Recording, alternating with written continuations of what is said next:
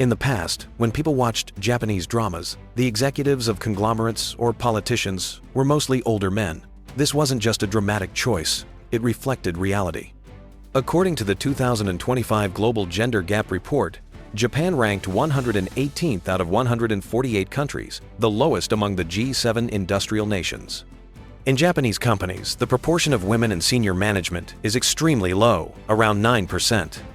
In this environment, Sanae Takaichi broke through the invisible glass ceiling and carved her way through a political landscape dominated by old and male, ultimately winning the LDP presidential election. If she is smoothly confirmed in a special diet session, she will become Japan's first female prime minister, leaving her mark in history.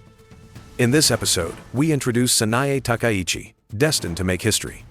Born in Nara in 1961, Sanae Takaichi did not come from a political family. Her father reportedly worked as a salesperson for a machinery company, and her mother was a police officer in Nara, a typical middle-class family. This background helped her develop responsibility and self-discipline earlier than her peers. A classmate recalled that when someone forgot their lunch before an exam while everyone panicked, she calmly organized the group and fairly distributed the meal so that everyone could eat. This calm and action-oriented trait later became a core aspect of her political image. After high school, Takaichi entered the Faculty of Business Administration at Kobe University. After graduating in 1984, she joined the Matsushita Institute of Government and Management, receiving rigorous training in politics and public policy. In 1987, she went to the United States to work in the office of a Democratic congressman, observing the U.S. political system up close. This experience gave her insights into representative democracy and inspired her thinking on Japan's institutional design. Upon returning to Japan, she wrote the U.S. Representatives, attracting the attention of Japanese society to this young political observer from Nara. In 1993, Takaichi ran for the House of Representatives as an independent and was successfully elected, becoming a rare young female legislator in Japanese politics. 3 years later, she officially joined the LDP, beginning her integration with mainstream politics. During this period, her clear conservative stance and diligent work ethic gradually earned her supporters recognition. For many Japanese citizens, her emergence represented a rare rise of non-hereditary politics in Japan. Takaichi truly entered the core of power during the Abe era. In 2006, when Shinzo Abe first became prime minister, she joined the cabinet, overseeing Okinawa, the Northern Territories, and food safety. When Abe returned to office in 2012, she was once again entrusted with key responsibilities. In 2014, she became Japan's first female minister for internal affairs and communications, serving until 2017, with a tenure of nearly 1,500 days, the longest in history. During this period, her policy positions closely aligned with Abe's, and she was seen as one of the potential successors of the Abe line. Takaichi's proposed Sanae economics is considered an evolution of Abenomics, a loose and friendly financial approach, flexible but more strategically focused fiscal spending, combined with crisis management investment. Key areas such as defense, space, critical components, semiconductors, and supply chain resilience are expected to be focal points of her future governance. On the first trading day after her confirmation as LDP president, defense and high-tech stocks rose, benefiting automobiles and export-oriented manufacturing as well.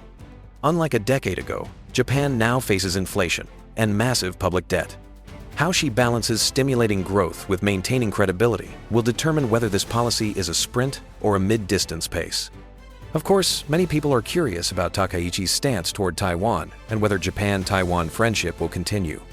In terms of foreign and security policy, Takaichi continues the free and open Indo-Pacific concept, strengthening the Japan-US alliance and promptly responding to US congratulatory messages, demonstrating high interaction with Washington. Regarding China, she maintains a strong economic security stance, warning of supply chain and advanced technology risks while keeping channels of communication open. Takaichi's position on Taiwan is clear. She has repeatedly expressed support, continuing Abe's influential statement, "If something happens to Taiwan, it's an issue for Japan," directly linking Taiwan's security to Japan's survival. In April this year, during her visit to Taiwan and meeting with President Lai Ching-te, she said, "Both Japan and Taiwan are maritime nations. If something happens to Taiwan, Japan's shipping routes and energy security will be threatened." This statement not only signals commitment to Taiwan, but also sends a message to the international community that a Japan led by Takaichi will no longer be a bystander in regional security, but a stakeholder. However, her victory also triggered criticism on some Japanese online forums, mainly concerning Taro Aso. Observant viewers may know that the former prime minister represents modern money and power politics in Japan. Takaichi's victory relied on Aso's support and the mobilization of his faction's lawmakers to successfully defeat the reformist Koizumi Shinjiro.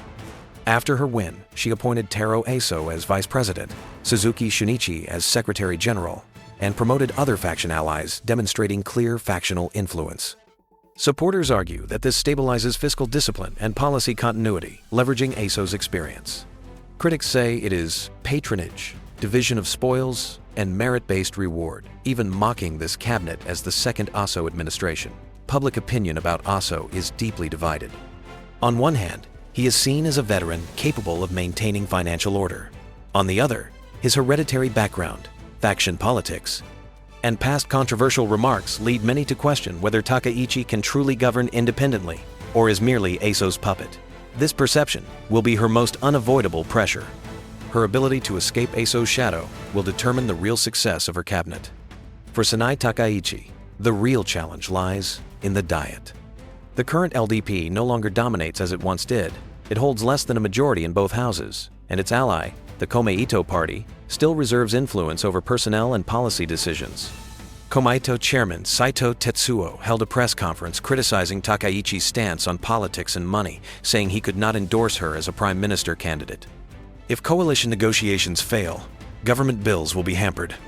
As a contingency, the LDP must consider issue-based cooperation, or case-by-case alliances with opposition parties, requiring careful planning, political cost, and coordination.